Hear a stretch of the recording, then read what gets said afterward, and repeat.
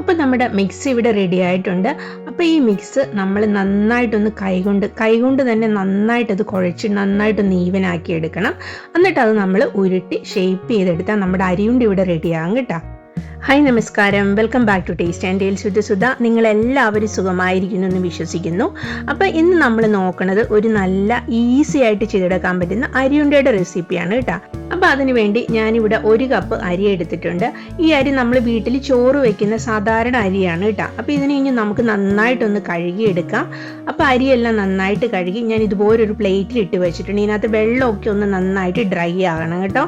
അപ്പോൾ നമ്മുടെ അരി നമ്മൾ കഴുകിയെടുത്തു. അതിനകത്തുള്ള വെള്ളമെല്ലാം വാർന്ന് അരിയെല്ലാം നന്നായിട്ട് ഇവിടെ ഡ്രൈ ആയിട്ട് ഇതുപോലെ നമുക്ക് കിട്ടിയിട്ടുണ്ട് കേട്ടോ. അരി നന്നായിട്ട് ഡ്രൈ ആക്കി എടുക്കണം. അതിനുശേഷം ഇനി നമുക്കൊരു പാൻ അടുപ്പത്ത് വെച്ച് ഈ അരി ഒന്ന് വറുത്തെടുക്കണം കേട്ടോ.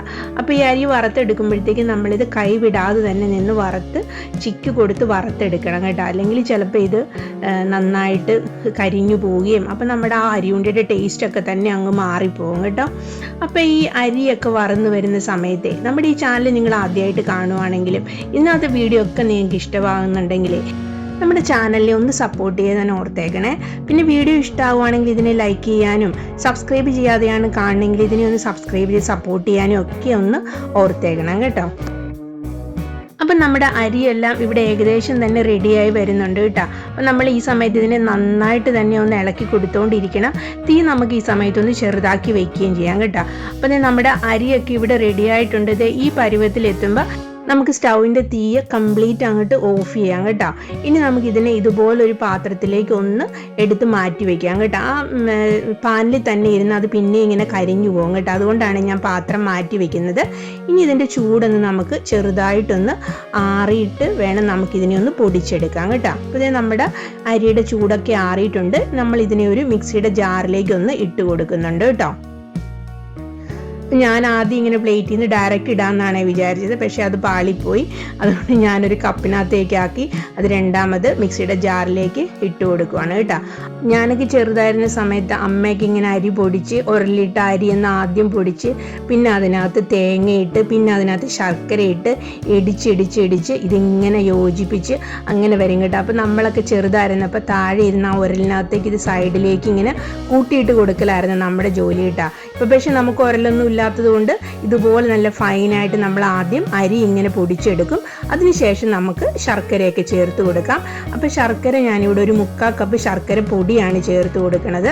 അതിൻ്റെ കൂട്ടത്തിൽ തന്നെ അതുപോലെ തന്നെ 3/4 കപ്പ് നമ്മൾ തേങ്ങയും ചേർത്ത് കൊടുക്കുന്നുണ്ട് കേട്ടോ. അപ്പോൾ ഈ തേങ്ങയും ശർക്കരയൊക്കെ ഇട്ട് കൊടുത്തിട്ട് ഇനി നമുക്ക് മിക്സിയുടെ ജാറിലിട്ട് ഇതിനെ പൊടിച്ചെടുക്കുകയാണ്. പൊടിച്ച് ഇതിൻ്റെ കൂടെ ഒന്ന് നന്നായിട്ട് യോജിപ്പിക്കണം കേട്ടോ. ഞാൻ ഒരു കാര്യം പറയാൻ വിട്ടുപോയി. അതിൻ്റെ കൂടുതൽ ഞാൻ 1 ടീസ്പൂൺ ഏലക്കയുടെ പൊടിയും കൂടി ചേർത്ത് കൊടുത്തിട്ടുണ്ട് കേട്ടോ.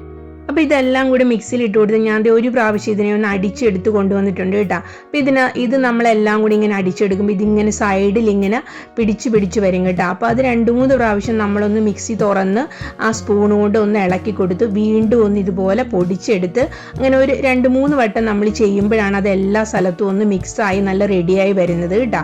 അപ്പോൾ ഇപ്പോൾ നമ്മുടെ ആ ഒരു അരിയുണ്ടയുടെ മിക്സ് ഇവിടെ റെഡി ആയിട്ടുണ്ട് കേട്ടോ.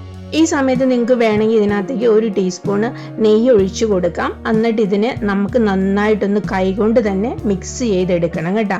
ഞാനിവിടെ നെയ്യൊന്നും ഒഴിച്ചു കൊടുക്കുന്നില്ല.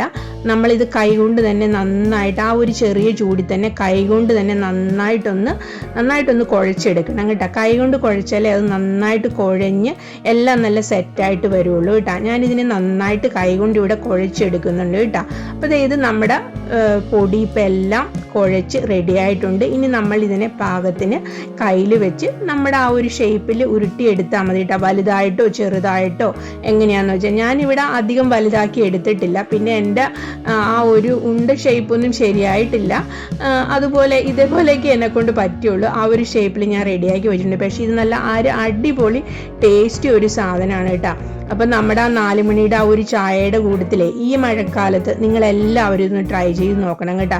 നമ്മുടെ കുട്ടികളൊക്കെ ഒരെണ്ണം പോലും ബാക്കി വെക്കാതെ ഇത് കഴിക്കുക. അത്ര നല്ല ടേസ്റ്റാണ്.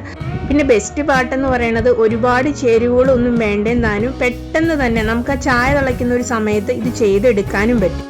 അപ്പം നല്ല ടേസ്റ്റിയും എന്നാൽ നല്ല സോഫ്റ്റും അതുപോലെ പെട്ടെന്ന് തന്നെ ചെയ്തെടുക്കാൻ പറ്റുന്ന ഈ അരിയുണ്ട നിങ്ങൾ എല്ലാവരും ട്രൈ ചെയ്ത് നോക്കണം കേട്ടോ. ഈ മഴക്കാലത്ത് ഒരു ചായയുടെ കൂട്ടത്തിൽ ഇത് നല്ല ഒരു അടിപൊളി കോംബോ ആയിരിക്കുവേ.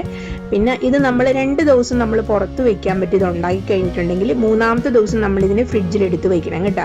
പക്ഷേ ഇത് 3-ാമത്തെ ദിവസത്തേക്കൊന്നും ഉണ്ടാകത്തില്ല കേട്ടോ. അത്ര പെട്ടെന്ന് പാത്രം കാലിയാവുന്ന ഒരു സംഭവമാണ് കേട്ടോ. അപ്പം അതുകൊണ്ട് എല്ലാവരും ട്രൈ ചെയ്ത് നോക്കണം. എന്നിട്ട് നിങ്ങളുടെ അഭിപ്രായങ്ങളെല്ലാം കമൻ്റായിട്ട് പറയുകയും ചെയ്യണം കേട്ടോ. Thank you for watching.